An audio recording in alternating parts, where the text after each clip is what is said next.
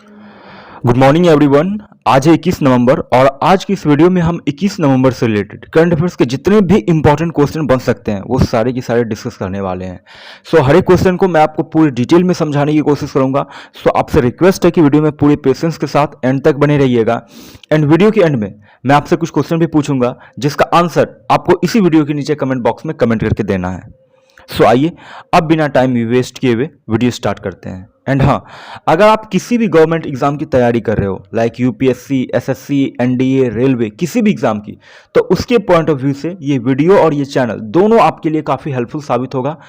अगर अभी तक आपने इस चैनल को सब्सक्राइब नहीं किया तो चैनल को सब्सक्राइब कर लीजिए ताकि आने वाले समय में आपको इसी तरह के और भी पावरफुल कॉन्टेंट्स इस चैनल पर देखने को मिलती रहेगी।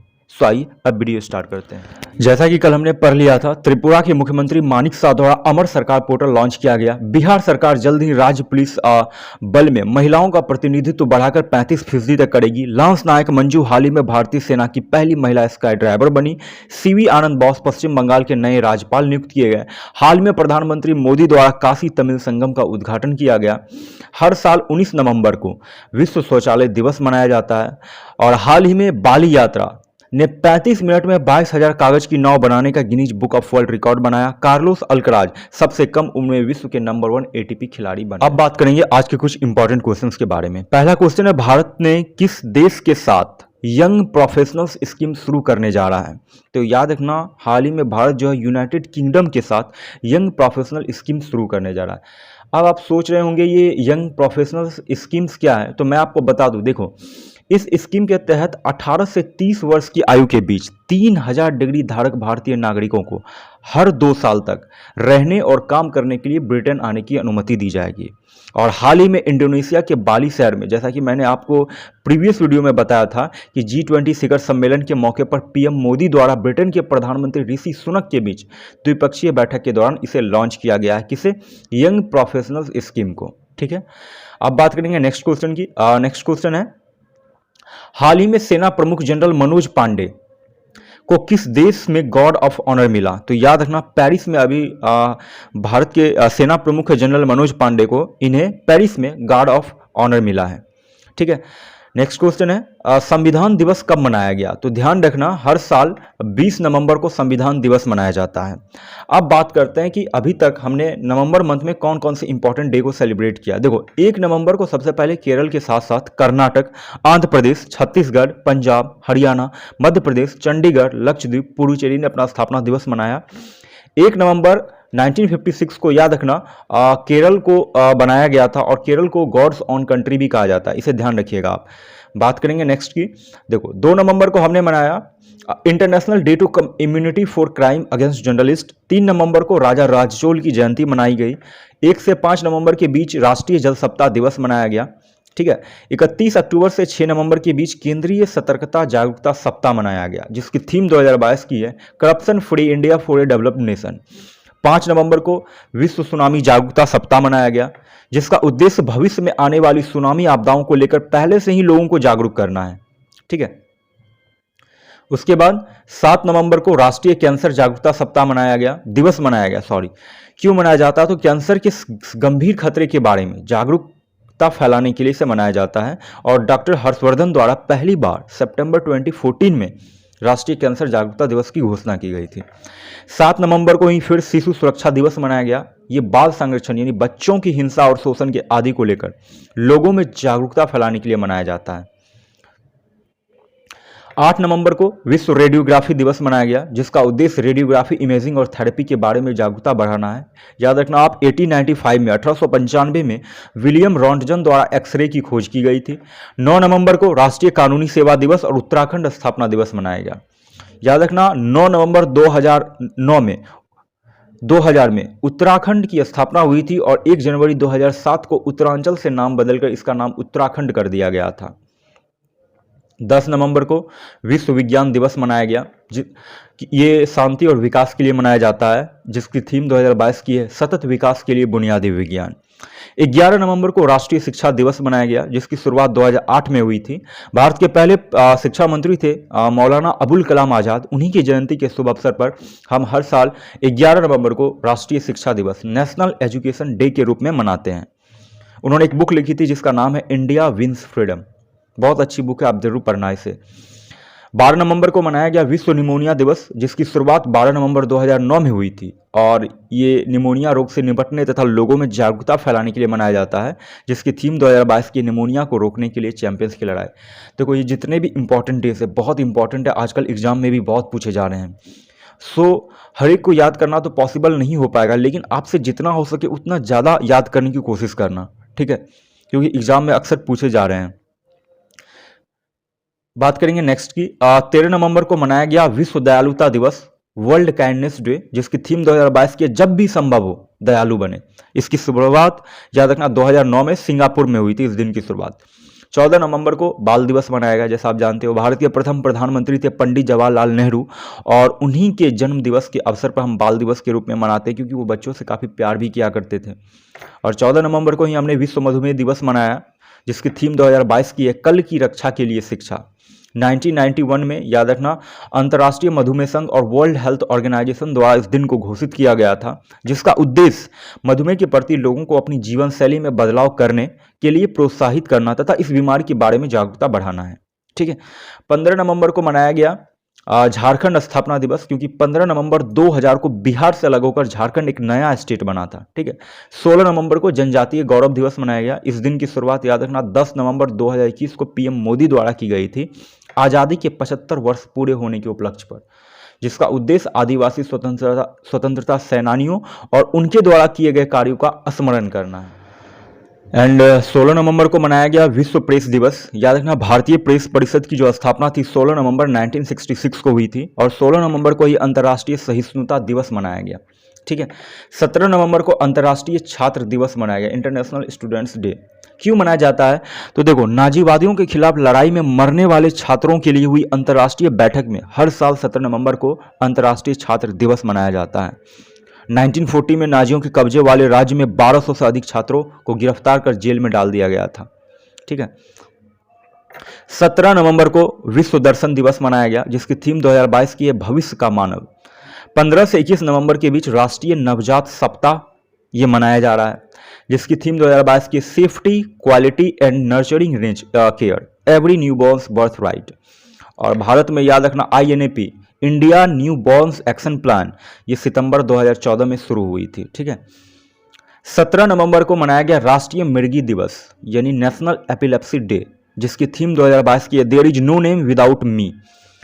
इस बीमारी के लक्षण और प्रभाव के अगर बारे में बात करें तो देखो, ये मस्तिष्क के केंद्रीय तंत्रिका तंत्र को बुरी तरीके से प्रभावित करती है और इस बीमारी के लक्षण और प्रभाव के बारे में लोगों में जागरूकता फैलाने के लिए इसे मनाया जाता है। और अंतर्राष्ट्रीय मिर्गी दिवस मनाया जाता है फरवरी का दूसरा सोमवार। याद रखना नेशनल एपिलेप्सी डे मनाया जाता है 17 नवंबर और इंटरनेशनल एपिलेप्सी डे मनाई जाती है फरवरी का दूसरा सोमवार, ठीक है। 18 नवंबर को मनाया गया प्रकृति चिकित्सा दिवस। 18 नवंबर 2018 को प्रकृति चिकित्सा दिवस घोषित किया गया था, ठीक है। 19 नवंबर को अंतर्राष्ट्रीय पुरुष दिवस, जिसकी थीम 2022 की है पुरुषों और लड़कों की मदद करना। 19 नवंबर को विश्व शौचालय दिवस। फिर 19 नवंबर को ही राष्ट्रीय एकीकरण दिवस मनाया गया। यह दिन एकता, भाईचारे और शांति बनाए रखने का प्रतीक है, राष्ट्रीय एकीकरण दिवस। और 20 नवंबर को संविधान दिवस मनाया गया। इस दिवस को मनाने की घोषणा भीमराव अंबेडकर की 125वीं जयंती पर पीएम मोदी द्वारा लिया गया था, ठीक है। और 20 नवंबर को ही विश्व बाल दिवस मनाया गया। देखो, जब हम बाल दिवस की बात करें इंडिया में तो वो 14 नवंबर को मनाया जाता है और जब विश्व की बात करें वर्ल्ड में, वर्ल्ड चिल्ड्रन डे ये मनाया जाता है 20 नवंबर को, और जिसकी थीम 2022 की इंक्लूजन फॉर एवरी चिल्ड्रन। तो ये सारे इंपॉर्टेंट डेज आप अच्छे से याद रखें। अब बात करते हैं नेक्स्ट क्वेश्चन की। नेक्स्ट क्वेश्चन है भारतीय सेना की पहली महिला स्काई ड्राइवर कौन बनी? तो याद रखना लांस नायक मंजू जो है वो भारतीय सेना की पहली महिला स्काई ड्राइवर बनी है। क्यों? इन्होंने बीते मंगलवार को एडवांस लाइट हेलीकॉप्टर ध्रुव से 10,000 फुट की ऊंचाई से इन्होंने छलांग लगाई और ये छलांग लगाते ही वो भारतीय सेना की पहली महिला स्काई ड्राइवर बन गई। नेक्स्ट क्वेश्चन है अभी हाल ही में पीएम मोदी द्वारा किस राज्य में 600 मेगावाट कामेंग जल विद्युत परियोजना समर्पित की गई? तो याद रखना ये राज्य है अरुणाचल प्रदेश, जिसको पीएम मोदी द्वारा 600 मेगावाट कामेंग जल विद्युत परियोजना दी गई। अब बात हो रही है अरुणाचल प्रदेश की, तो रिलेटेड इससे कुछ इंपॉर्टेंट चीज़ें जान लेते हैं। राजधानी है अरुणाचल प्रदेश की ईटानगर। वर्तमान मुख्यमंत्री की बात करूँ तो पेमा खांडू हैं। वर्तमान राज्यपाल हैं बीडी मिश्रा। स्थापना हुई थी 20 फरवरी 1987। टोटल जिलों की बात की जाए तो 23। पुराना नाम नेफा था अरुणाचल प्रदेश का। पड़ोसी राज्य की बात की जाए तो दक्षिण में असम और नागालैंड, पश्चिम में भूटान, पूर्व में म्यांमार और उत्तर में चीन है। अगर यहाँ की प्रमुख नदियों की मैं बात करूँ तो याद रखना सिहाग है, सिहाग, लोहित, दिबांग, कामेक, ये यहाँ की प्रमुख नदियाँ हैं। राजकीय भाषा यहाँ अंग्रेजी बोली जाती है। और याद रखना अभी हाल फिलहाल में ही जो करंट चीज़ें हुई हैं अरुणाचल प्रदेश में, देखो हाल ही में तौरंगी महोत्सव 2022 अरुणाचल प्रदेश में मनाया गया।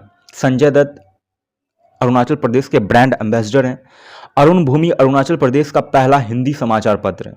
जियोलॉजिकल सर्वे ऑफ इंडिया के मुताबिक अरुणाचल प्रदेश के पास 35% ग्रेफाइट भंडार है।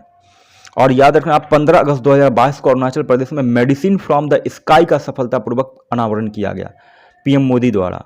और अरुणाचल प्रदेश में वाइब्रेंट विलेज प्रोग्राम्स की शुरुआत की गई है। केसर हिंद को हाल ही में अरुणाचल प्रदेश के राजकीय तितली के रूप में मंजूरी दे दी गई है। किसे? केसर हिंद को। इसे भी ध्यान रखना आप, और ये बहुत ही इंपॉर्टेंट है, सो आप इसमें स्टार लगा लो। अभी जो अरुणाचल प्रदेश का ग्रीनफील्ड हवाई अड्डा था उसका पीएम मोदी द्वारा 2019 में अनावरण किया गया था, लेकिन 2022 में वो ग्रीनफील्ड हवाई अड्डे का नाम बदलकर डोनी पोलो एयरपोर्ट ईटानगर कर दिया गया। और अभी हाल ही में इसका पीएम मोदी द्वारा फिर से उद्घाटन किया गया। ठीक है, डोनी पोलो एयरपोर्ट, पहले इसका नाम था ग्रीनफील्ड हवाई अड्डा, अब नाम है डोनी पोलो एयरपोर्ट ईटानगर। ठीक है, अरुणाचल प्रदेश में सबसे पूर्वी सैन्य गैरिसन का नाम जनरल बिपिन रावत, हमारे जो भारत के पहले सीडीएस थे, cheap and defence staff, general Bipin Rawat के नाम पर रखा गया। और हाल ही में अरुणाचल प्रदेश में दुनिया की पहली ड्रोन के जरिए पशुओं के टीके की आपूर्ति की गई। ठीक है, ये याद रखना अरुणाचल प्रदेश से इतनी चीज़ें। आप बात करेंगे नेक्स्ट क्वेश्चन की। नेक्स्ट क्वेश्चन है, किस यात्रा को गिनीज बुक ऑफ वर्ल्ड में शामिल किया गया? तो अभी हाल ही में बाली यात्रा को किया गया, क्योंकि इस यात्रा ने 35 मिनट में 22,000 कागज की नाव बनाने का गिनीज वर्ल्ड रिकॉर्ड बनाया। और बाली यात्रा की बात की जाए तो इसका मतलब होता है बाली की यात्रा, मतलब ये भारत के सबसे बड़े ओपन एयर मेलों में से एक है। ठीक है, नेक्स्ट क्वेश्चन है, 34वीं sub junior under 13 national badminton championship 2022 कहां आयोजित की जाएगी? तो याद रखना ये उत्तर प्रदेश की राजधानी लखनऊ में आयोजित की जाएगी। नेक्स्ट क्वेश्चन है, किस राज्य में पीएम मोदी द्वारा ग्रीनफील्ड एयरपोर्ट का उद्घाटन किया गया? जैसा मैंने अभी आपको तुरंत बताया, तो अरुणाचल प्रदेश की बात है ये। इस एयरपोर्ट का नाम ग्रीनफील्ड एयरपोर्ट से बदलकर डोनी पोलो एयरपोर्ट नाम रख दिया गया है। इसकी आधारशिला पीएम मोदी द्वारा 2019 में रखी गई थी। इसके अलावा पीएम मोदी द्वारा 600 मेगावाट का कामिंग जल विद्युत स्टेशन भी अरुणाचल प्रदेश को समर्पित किया गया। ठीक है, ये कुछ दिन पहले के ही क्वेश्चन हैं, आप इसे ध्यान रखिएगा। नेक्स्ट क्वेश्चन है, हाल ही में एशिया कप में कांस्य पदक जीतने वाली पहली भारतीय महिला कौन बनी है? तो याद रखना मनिका बत्रा, टेबल टेनिस खिलाड़ी हैं। मनिका बत्रा ने हिना हायाता को 4-2 से हराकर एशिया कप टेबल टेनिस में कांस्य पदक अपने नाम कर लिया। मनिका बत्रा, इन्होंने कांस्य पदक जीता। नेक्स्ट क्वेश्चन है, किस बॉलीवुड अभिनेत्री का हाल ही में निधन हो गया? तो याद रखना तबस्सुम गोविल थी, बहुत ही अपने टाइम की दिग्गज अदाकारा थी, जिनका 78 वर्ष की उम्र में दिल का दौरा पड़ने से निधन हो गया। 1947 में इन्होंने अपने फिल्मी करियर की शुरुआत रिलीज हुई फिल्म मेरा सुहाग से उन्होंने बाल कलाकार की भूमिका निभाई थी, जिनका अभी हाल ही में 78 वर्ष की उम्र में निधन हो गया। आज का आपका क्वेश्चन ऑफ द डे ये रहा। पहला क्वेश्चन है, डॉक्टर भीमराव अंबेडकर विधि विश्वविद्यालय का उद्घाटन किस शहर में किया गया? नेक्स्ट सेकंड है, भारत का पहला एस्ट्रो पार्क कम साइंस सिटी कहां बनाया जाएगा? ऑलरेडी इन दोनों क्वेश्चन को मैंने अपने प्रीवियस वीडियो में डिस्कस कर रखा है, सो अगर आपने उस वीडियो को नहीं देखा है तो जाकर देखिए। सो देखते हैं कल के वीडियो में कितने लोगों ने इसका सही आंसर दिया है। सो आज की वीडियो अगर आपको थोड़ी सी भी हेल्पफुल लगी तो वीडियो को लाइक और चैनल को सब्सक्राइब करते हुए जाना आप, ताकि हर सुबह 6 बजे इसी तरह के पावरफुल वीडियोस के नोटिफिकेशंस आपसे मिस ना हो। सो आज के इस वीडियो को यहीं तक रखते हैं, मिलते हैं कल फिर से एक नए वीडियो में। तब तक के लिए जय हिंद, जय भारत।